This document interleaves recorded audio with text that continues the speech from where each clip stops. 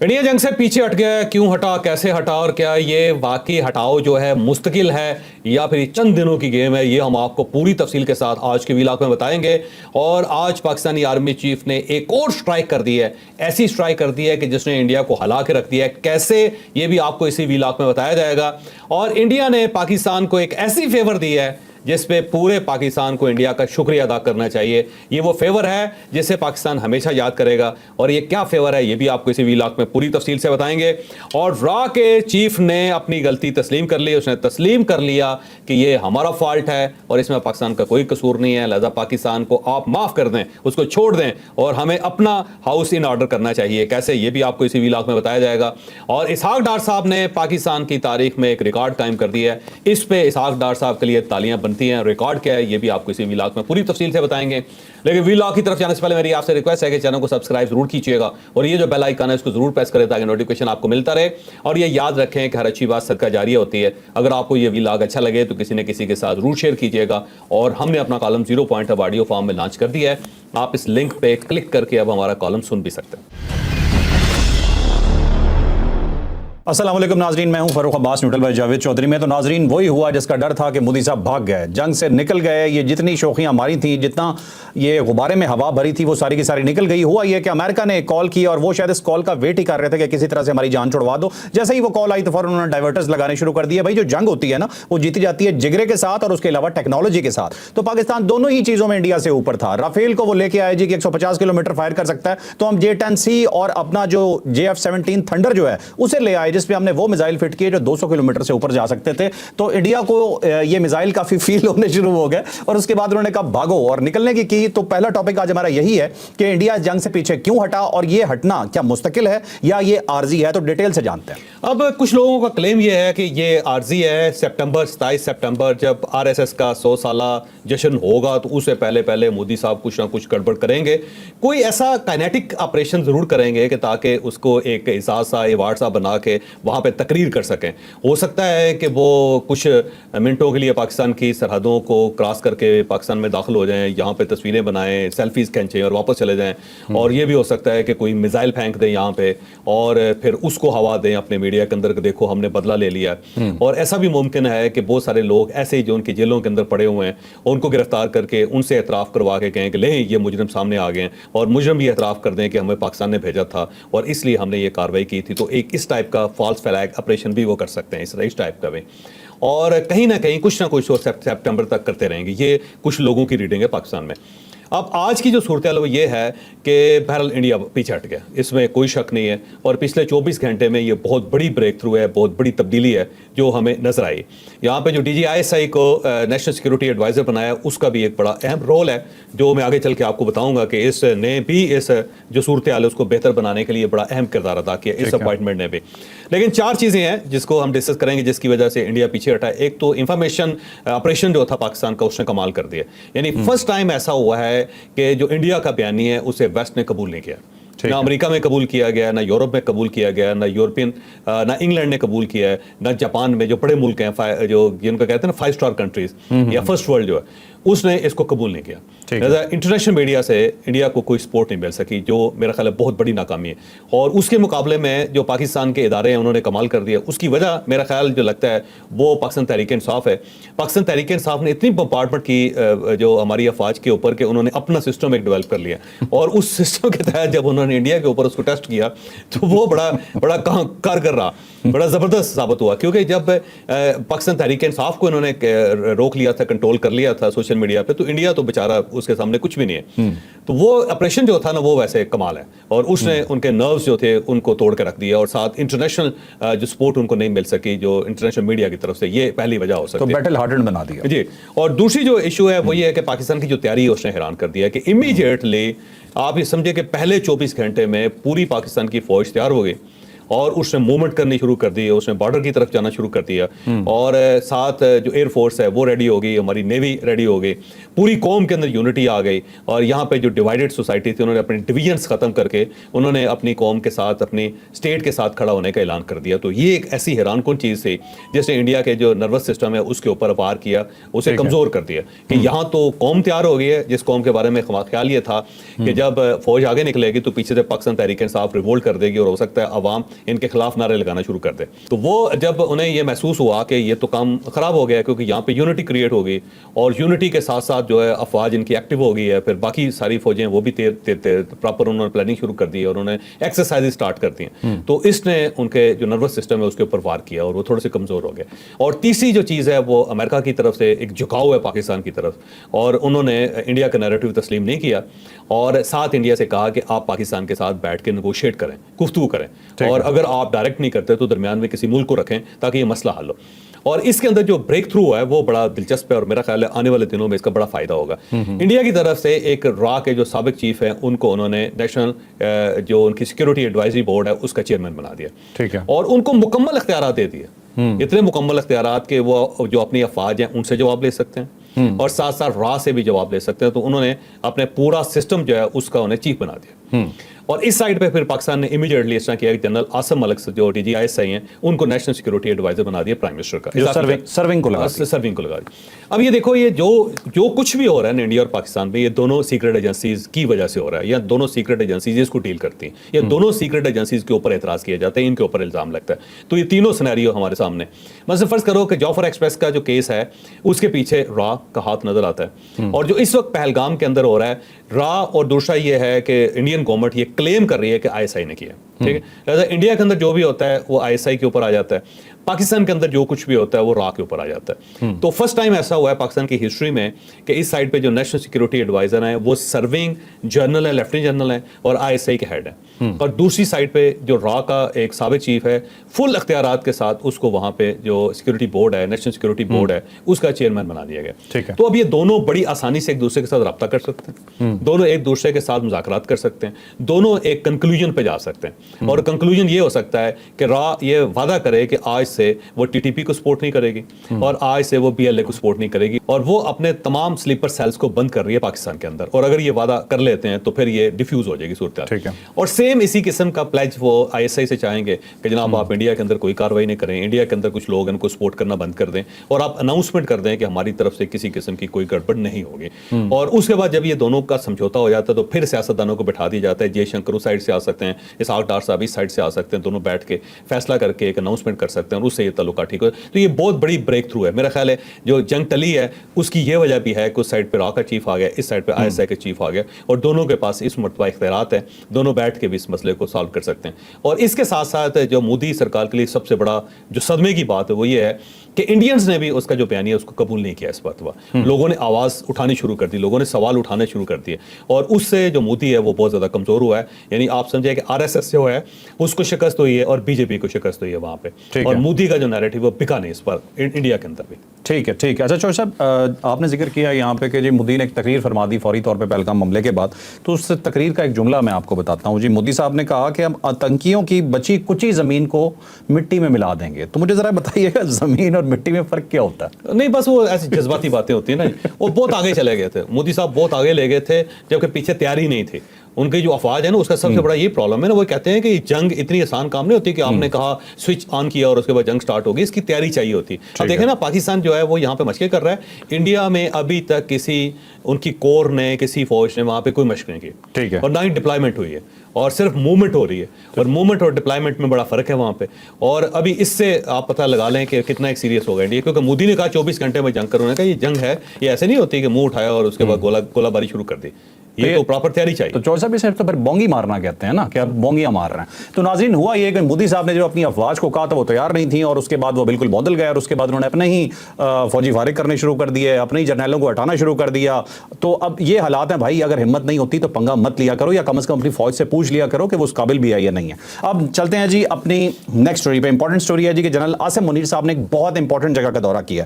جس جگہ یہ دورہ کرنے گئے تھے وہ کوئی عام جگہ نہیں تھی, وہ ایک اسٹریٹجک جگہ ہے جہاں پہ وہ گئے ہیں, اور اس کے بڑے جسے کہتے ہیں نا کہ پیغام بہت لمبا دیا گیا ہے یا آگے دیا گیا ہے. انہوں نے کہا کیا, یہ گئے کہاں تھے, اور اب اس کے بعد کیا ہو سکتا ہے, یہ ڈیٹیل سے اسٹوری آپ کو بتاتے ہیں. اب پاکستان میں 2 اسٹرائکنگ کورس ہیں اور ان کا کام یہ ہے کہ انہوں نے اسٹرائک کرنی ہے. جنگ کے اندر 2 چیزیں, ایک ڈیفینس کرنی ہوتی ہے, ایک اسٹرائک کرنی ہے, ایک افینس کرنا ہوتا ہے. اور یہ جو اسٹرائکنگ کورس ہیں, ایک ملتان کے اندر ہے, دوسری جو ہے وہ منگلا کے اندر ہے.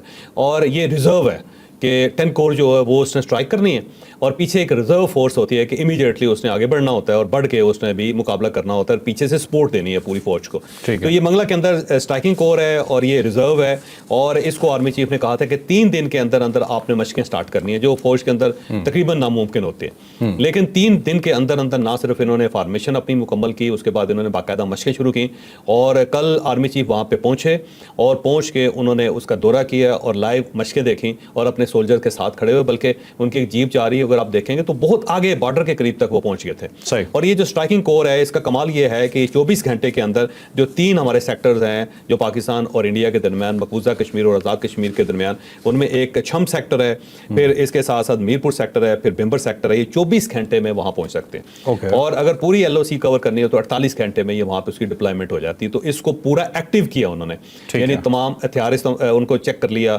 پھر ان کے پاس ٹینکس ہیں وہ, پھر ان کے پاس کمانڈوز, لائٹ کمانڈوز جو ہے وہ ہیں, ان کی مشقیں کروا لیں, پھر اس کے ساتھ ساتھ ان کے پاس آرمرز ہیں وہ ہیں. تو مختلف جو ان کے پاس چیزیں ہیں وہ ساری کے سارے ہتھیار, ساری اکوپمنٹس انہوں نے یوز کر کے اس کو چیک کر لیا, اور اس کے بعد اب سارے جو لوگ ہیں وہ فل فارم میں ہیں. تو یہ ایک ایسی چیز ہے جس نے انڈین کے جو نروس سسٹم ہے اس کے اوپر بھی اٹیک کیا, کہ دیکھیں انہوں نے اپنی اسٹرائکنگ کور جو ریزرو ہے اس کو بھی ایکٹیو کر لیا, اور یہ ایک کلیئر میسج گیا. اور فرسٹ ٹائم اس طرح ہوا ہے کہ اس ٹائپ کی جو مشقیں ہیں اس کی پراپر تصویریں جو ہیں وہ لانچ کی گئی ہیں, اور ویڈیوز بھی لانچ کی گئی ہیں پراپر. اور یہ جو ویڈیوز ہیں اس وقت انڈیا کے جو سوشل میڈیا اور میڈیا اس کے اوپر بہت زیادہ چل رہی ہیں, اور وہ دکھا رہے ہیں کہ دیکھیں جی وہ تو پوری تیاری کر رہے ہیں. اور یہ وہ نہیں سوچ رہے کہ اس قسم کی جو فوٹیجیں دکھائی جاتی ہے تو اس سے لوگوں کے حوصلے کم ہوتے ہیں, لوگوں کے حوصلے پکڑے نہیں جاتے, لوگوں کے حوصلے بہتر نہیں ہوتے. تو یہ ایک میرا خیال ہے ایک اچھی موو ہے کہ انڈینز کو یا انڈین فوج کو بتا دیا کہ ہم فل تیار ہیں بھائی, اگر آپ آنا چاہتے ہیں تو آ جائیں, بسم اللہ کریں. ٹھیک ہے. اور بیان بھی دیا ہے بڑا منہ توڑ قسم کا, طرح کاٹتا ہے جی, بھارت کے کسی بھی مس ایڈونچر کا بھرپور جواب دیا جائے گا. تو اگر آپ یہ سمجھ رہے ہیں نا کہ کوئی بھی ایڈونچر کو چھوٹا موٹا پٹاخہ بھی چھوڑنے کی کوشش کریں گے تو آگے سے میزائل ہی ملے گا. اب اس میں دیکھیں انڈین کی طرف سے میں دوبارہ کہہ رہا ہوں کہ انہوں نے ابھی تک کوئی ایکسرسائز نہیں کی, وہاں پہ کوئی ڈپلائمنٹ نہیں ہوئی, اور ان کی جو آرمی ہے وہ ٹائم مانگ رہی ہے کہ آپ ہمیں ٹائم دیں. اور اس لیے جب ان کی نیشنل سیکورٹی کمیٹی کا اجلاس ہوا تھا تو اس میں جو فوج کے لوگ تھے, جو ہیڈس تھے, انہوں نے کہا کہ آپ ہم پہ چھوڑیں, یہ فیصلہ ہم نے کرنا ہے کہ کس وقت ہم تیار ہوں گے, کس وقت ہم جنگ کریں گے. پچھلی مرتبہ جب آپ نے ہڑبونگ میں آ کے یہ فیصلہ کر لیا تھا تو ہمیں ابھینندن دینا پڑ گیا تھا, اور اس میں پوری دنیا میں ہماری بے عزتی ہوئی تھی. تو دوبارہ یہ بے عزتی نہ کروائیں, ہمیں تیاری کا ٹائم دیں. اور اسی بات پہ مودی صاحب بہت زیادہ ناراض ہیں, بلکہ انہوں نے دیکھیں وائس ایئر چیف جو ان کو فارغ کر دیا, پھر اس سے پہلے کور کمانڈر کو بدل دیا. تو اس ٹائپ کا وہ ایک ڈپریشن کے اندر جو فیصلے کر رہے ہیں وہ چیز ثابت کر رہی ہے کہ فوج ان کی تیار نہیں ہے. اچھا چوہے صاحب, 100 سال کا ٹائم کافی رہے گا دینا؟ نہیں ایسے نہیں یار, ہم مذاق میں بات اڑا رہے ہوتے ہیں. چلتے ہیں جی نیکسٹ ٹاپک پہ. بہت ہی امپورٹنٹ ٹاپک ہے جی کہ انڈیا, ہم اگر کلیئر کٹ کہیں نا کہ ہار مان چکا ہے یا یہ جنگ نہیں لڑ سکتا تھا, جو بھی جملہ آپ سوچنا چاہیں آپ سوچ سکتے ہیں اس کے حوالے سے. انڈیا کے ایک سابق را چیف ہیں, ٹھیک ہے, را چیف کا ایک بیان آیا. اب جو را چیف ہے وہ ڈیفینیٹلی اپنی فوج کو, اپنی ایجنسیز کو اور اپنی تمام پاور کو بڑی اچھی طرح سے جانتا ہے. جب وہ کوئی بات کرے گا اور اپنے ملک کے حوالے سے کرے گا تو وہ ایتھینٹک تصور کی جائے گی. تو ایسے ہی ایک را چیف جو ان کے سابقہ رہ چکے ہیں, انہوں نے ایک بیان دیا ہے جس میں صاف یہ نظر آ رہا ہے کہ پاکستان کے خلاف کھڑا مت ہونا بھائی. یہ بیان کیا ہے, یہ سٹوری کیا ہے, آپ کو ڈیٹیل سے بتائیں. دیکھیے امرجیت سنگھ دولت ہیں اور بڑے مشہور ان کے را کے سابق چیف ہیں. 1999 سے لے کے 2000 تک یہ وہاں پہ چیف رہے ہیں, اور یہ وہی دور ہے جس میں آپ کو پتا ہوگا کہ یہاں پہ کارگل کا واقعہ بھی ہوا تھا. یہی دور ہے جس میں 9/11 بھی ہوا آگے چل کے, اور اس سینسٹیو قسم کے ٹائم میں یہ وہاں پہ موجود رہے وہاں. اور پھر اس کے بعد یہ کشمیر کے اندر ہے, ان کے پرائم منسٹر کے ایڈوائزر بن کے 4 سال یہ وہاں پہ ایڈوائزر ہے. تو بڑا امپورٹنٹ آدمی ہے, کتاب انہوں نے لکھی ہے, اور ان کی جو گفتگو ہے وہ اس کو پورے انڈیا میں بڑا سیریس لیا جاتا ہے, بلکہ پوری دنیا میں سیریس لیا جاتا ہے. تو ان کا ایک انٹرویو آیا, اور اس انٹرویو میں انہوں نے بڑی تفصیل کے ساتھ ساری چیزوں کا ذکر کیا, اور 3 نقطے اس کے اندر اس انٹرویو سے نکلتے ہیں. پہلا نقطہ تو یہ نکلتا ہے کہ جو پہلگام کا واقعہ ہے یہ ہمارا سیکورٹی لیپس ہے, یہ ہماری سیکورٹی کی ناکامی ہے. تو انہوں نے تسلیم کیا کہ بجائے آپ پاکستان کی جھاڑیوں کے اوپر بلے مارتے رہیں, اس سے بہتر یہ ہے کہ آپ اپنی غلطی کو تسلیم کریں, کیونکہ یہ ناکامی ہے. اب 4 لوگ آ گئے, آپ ان کو روک نہیں سکے, آئیڈینٹیفائی نہیں کر سکے, وہ واقعہ کر گئے, آپ اپنے لوگوں کو بچا نہیں سکے. اس کے بعد وہ واپس چلے گئے اور غائب ہو گئے, آپ ان کو روک نہیں नहीं सके, आप उनको तलाश नहीं कर सके। तो ये सबसे बड़ा सिक्योरिटी लैप्स है और हमें इसे मानना चाहिए। तो ये उनकी तरफ से क्लेम किया। दूसरा उन्होंने कहा कि जंग का कोई इम्कान नहीं है, ना इंडिया जंग कर सकता है ना पाकिस्तान कर सकता है, लिहाजा इस किस्म का कोई इम्कान नहीं है, ये सिर्फ गिदड़ भपकियाँ हैं, इधर से भी हम कुछ कहे जा रहे हैं, उधर से भी कुछ कहे जा रहे हैं। तो उन्होंने कहा जी बिल्कुल फिक्र ना करें, जंग कोई नहीं है। और तीसरा उन्होंने कहा कि ये न्यूक्स जो है ना, इंडिया भी हम भी दिखाते रहते हैं, धमकाते रहते हैं, पाकिस्तान भी धमकाता रहता है। तो उनके ये तीन, एक तो बड़े दिल के साथ उन्होंने मान लिया क्योंकि इंडिया के अंदर कोई गवर्नमेंट सर्वेंट ये नहीं मान रहा, बल्कि उनके जो साबिक जर्नैल हैं वो तो बोलते बोलते ऐसा लगता है कि माइक को चक मार देंगे या उनका ब्लड प्रेशर इतना होगा कि ठा की आवाज़ आएगी, फट जाएगा बंदा। और वो यही कह रहे हैं जी चढ़ दौड़ें, दौड़ पड़ें, मार दें, पकड़ लें, बर्बाद कर दें। लेकिन ये बंदा जो बड़ा सेंसिबली गुफ्तगू कर रहा है, ये कहता है यार ये मुमकिन नहीं है, कोई जंग इस तरह नहीं हो सकती। उन्होंने कहा ज़्यादा से ज़्यादा ये कर लेंगे जैसा इन्होंने पिछली बार एक वाक़या कर लिया था 2019 में, इसी टाइप की कोई हरकत करके फिर मार खा के वापस आ जाएंगे, बैठ जाएंगे। तो दौलत साहब का जो कहना है ना, मेरा ख्याल है उसको सीरियस लेना चाहिए कि एक ऐसा आदमी है जो बहुत इनसाइडर है, बहुत अरसा वो जो पावर कॉरिडोर्स है उनके अंदर रहा है, इंटेलिजेंस चीफ रहा है उनका, तो वो बात कर रहा है। तो मेरा ख्याल है उसकी बात में बड़ा सेंस भी है और वजन भी है। तो मोदी साहब को चाहिए को इनको एडवाइजर रखें अपना, इनसे पूछें कि किस भाव बिकती है, क्योंकि ये सिर्फ गिद्र भपकियां लगाने से या बातें करने से इसका कोई फायदा नहीं होगा। ये जंग जो है ना गले पड़ जाएगी इंडिया की। मतलब वो जनरल मीनाक्षी के, मतलब वो जनरल बख्शी सॉरी जो है, मतलब वो उसकी बातों पे ना जाएं। ठीक है चलें चलते हैं जी नेक्स्ट स्टोरी पे। अगली स्टोरी जी बहुत इंपॉर्टेंट स्टोरी है। भारत ने एक और बोंगी मारी जी और अपनी तरफ से उसने पाकिस्तान को नुकसान दिया, लेकिन वो नुकसान के बजाय हमारे लिए गिफ्ट साबित हुआ और बहुत बड़ी फेवर साबित हुआ, छोटी मोटी शुक्रिया अदा करना चाहिए इंडिया। चलें ये चॉइस मैं आपको स्टोरी आपके पास फेंकता हूं तो आप इसमें पूरी तरह से इंडिया का शुक्रिया अदा करें। मैं सिर्फ इतना कहूंगा कि ऐसे एहसानात, ऐसे काम हमारे लिए और भी करते रहें। तो अभी स्टोरी जानते हैं। अब पाकिस्तान के अंदर पानी बहुत कम था और हम अपने पानी के लिए तो तरस रहे थे, तड़प रहे थे, बल्कि कहा जाता है 43% पानी जो हमारा इस साल कम हुआ और फसलें बर्बाद हो रही थी और समझ नहीं आ रही थी कि पाकिस्तान का बनेगा क्या। खुश्क साली के इम्कानात थे बहुत ज़्यादा। अब जो उड़ी डैम है, जो इस्लामाबाद जो है वो इलाका, वहाँ पे डैम है, वो भी अपना ही है चौधरी साहब, वो भी हमने ले लेना है। अच्छा जी दूसरा बगलियार वो डैम है और वहाँ पे ज़ाहिर स्टोरी थी और हमने खबर दी कि पाकिस्तान ने इस साइड पे मिसाइल लगा दिए हुए हैं और ये गड़बड़ थोड़ी सी भी हुई नहीं तो उन्होंने दोनों डैम उड़ा देने। तो वो उसके बाद ये बाकायदा खबर ठीक है यार, आज भी मैं हमने बताई थी, हमने कही करता हूँ बिल्कुल कही। और उसमें आके वो बहुत ज़्यादा फिर वो हमारे क्लिप्स वहाँ चलते भी रहे इंडिया के अंदर और उसको सीरियस भी लिया गया और उसके बाद उन्होंने पानी छोड़ दिया उधर उड़ी डैम से। और जब पानी छोड़ा तो हमारे जो खुश्क दरिया थे वो सारे जो हरे भरे हो गए, उनके अंदर तरावट आ गई, उनके अंदर पानी आ गया, सैराब हो गए। और अब अगर आप हमारे तमाम हेडवर्क्स देखें जाके तो वहाँ ठीक ठाक पानी बह रहा है। सलमान की चले जाएँ, आप कादराबाद चले जाएँ, जाके देखें तो सही आप, वहाँ पे तो जल थल हुआ है, जल थल एक हो गया, वो कहते हैं जल थल एक हो गया, जो पूरा मुहावरा है ना, मैं आपको उर्दू सिखाता हूँ। तो वो मेरा ख्याल है कि इंडिया ने एक बहुत बड़ी फेवर की है पाकिस्तान की। अब हो सकता है ये फसलों का ज़माना ना हो, वक्त ना हो, लेकिन वाटर टेबल तो ऊपर आता है ना जी और उसका इफेक्ट होता है, ज़मीन आपकी हरियाली होती है। तो मेरा ख्याल है पूरी कौम को शुक्रिया अदा करना चाहिए मोदी सरकार का कि ये तो आपने बड़ी मेहरबानी की और ऐसी मेहरबानी हम पे करते रहें। इसी जंग के खौफ से ही कर लें, अपने डैम बचाने के चक्कर में ही कर लें, लेकिन करते रहा करें। कौम की तरफ से आपको सलाम है और शुक्रिया अदा करते हैं पाकिस्तान की तरफ से आपको। चलिए जी अब चलते हैं अपनी आखिरी स्टोरी की तरफ। लास्ट स्टोरी जी हमारी है एम्बिग्विटी, मैंने थोड़ी सी उस पर छोड़ी हुई है, मैं उसमें ज़्यादा डिटेल आपको नहीं बताऊंगा। इसहाक डार साहब ने एक कमाल किया, ये कमाल क्या किया है ये आपको बताएंगे जावेद चौधरी साहब। अब डार साहब जो है ना उनके ऊपर बहुत ज़्यादा एतराज़ किया जाता है। एतराज़ ये किया जाता है कि वो सारे इख्तियारात अपने पास रखना चाहते हैं, वो सारी कमेटियों के हेड बन जाते हैं, किसी भी मिनिस्ट्री का काम हो तो अपनी तरफ खींच लेते हैं और वो कहते हैं जी मैं करके दिखाता हूँ। और उनकी वजह से जो मिनिस्टर्स होते हैं वो बड़ा एम्बैरस फील करते हैं कि अगर इसहाक डार साहब ने ही काम करना है तो ये मिनिस्ट्री भी वही रख लें अपने पास। इस टाइप का उनके ऊपर एतराज़ किया जाता है हमेशा इसहाक डार पे। लेकिन ये बात गलत है क्योंकि एक आदमी वर्कोहलिक है, उन्हें काम करने का बहुत शौक है। इसहाक डार साहब बहुत कम सोते हैं, ये आप ज़हन में रखें, और 24 घंटे एक बंदा काम करता रहता है। एक जगह से निकलता है दूसरी जगह से निकलता है तीसरी जगह। अब कौमी असम्बली के अंदर भी बात करनी है, सेनेट के अंदर भी बात करनी है, मीडिया से भी बात करनी है, प्रेस कॉन्फ्रेंस भी करनी है और ड्राफ्टिंग भी उन्होंने खुद करनी है और मीटिंग्स भी करनी है। तो ये इसहाक डार का कमाल है। और इवन अगर कोई कानून के अंदर तरमीम करनी है, कोई आइन के अंदर तरमीम करनी है, कोई ड्राफ्ट बनाना है तो वो भी इसहाक डार साहब बनाते हैं। ये उस बंदे का क्रेडिट है। अब पिछले 3 दिनों के अंदर 63 हेड ऑफ स्टेट्स, सफारतकार या जो इन्फ्लुएंशियल लोग हैं पूरी दुनिया के, उनसे इन्होंने इसहाक डार साहब ने बात की। अच्छा 3 दिनों में आप कोई बंदा बता दें कि जो इतना बड़ा काम कर सकता हो कि पाकिस्तान के ऊपर एक जंग मसलत है और एक शख्स 24 घंटे, आप इन 63 बंदों को 3 दिनों पे डिवाइड करके देख लें। آخر کسی سے رابطہ کرنا ہے, بات کرنی ہے, کنونس کرنا ہے اس کو, تو ٹائم لگے گا نا جی. جی بالکل. تو اس آدمی نے کمال یہ کیا ہے کہ 3 دنوں میں 63 ہیڈ آف اسٹیٹس, امبیسڈرز اور جو انفلوئنشیل پیپل ہیں پوری دنیا کے, جو انڈیا کے اوپر انفلوئنس ڈال سکتے ہیں, جو کنونس کر سکتے ہیں, جو پاکستان کے بیانیے کو آگے بڑھا سکتے ہیں, ان لوگوں سے رابطہ کیا اسحاق ڈار صاحب نے. اور یہ جو کرائسس چلتا ہوا نظر آ رہا ہے, اس میں اسحاق ڈار کا بڑا کردار ہے. دیکھیں ہمیں اسحاق ڈار صاحب کو یہ جو ان کا کنٹریبیوشن ہے اس کو تسلیم بھی کرنا چاہیے اور انہیں مبارکباد بھی پیش کرنی چاہیے, اور میرا خیال یہ ہے کہ باقی سب لوگوں کو بھی ان کے لیے کھڑے ہو کے تالیاں بجانی چاہیے. ٹھیک ہے, چلیں جی, بہت شکریہ جی, آپ نے ہمارا ویلاگ دیکھا, یقیناً آپ کے لیے بہت انفارمیٹیو رہا ہوگا. اور آر ایس ایس کے لیے دوبارہ ایک دفعہ پھر پیغام کہ ہم نے اپنے سامان کو کپڑا مار کے رکھا ہوا ہے, اور آپ کو پتا ہے نا ہم سامان کسے کہتے ہیں. لائک شیئر سبسکرائب کرنا بالکل نہیں بھولنا. اجازت دیجیے, اللہ حافظ. پاکستان زندہ باد.